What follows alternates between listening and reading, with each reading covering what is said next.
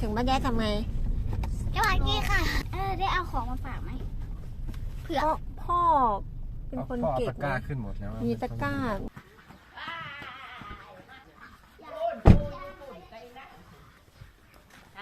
สวัสดีลูกสวัสดีคิดโทษจังเลยคุณยายไม่ได้มาคุณยายไม่ได้มาเลยลูกสวัสดีป้าลูกไว้สวัสดีค่ะ สวัสดีค่ะ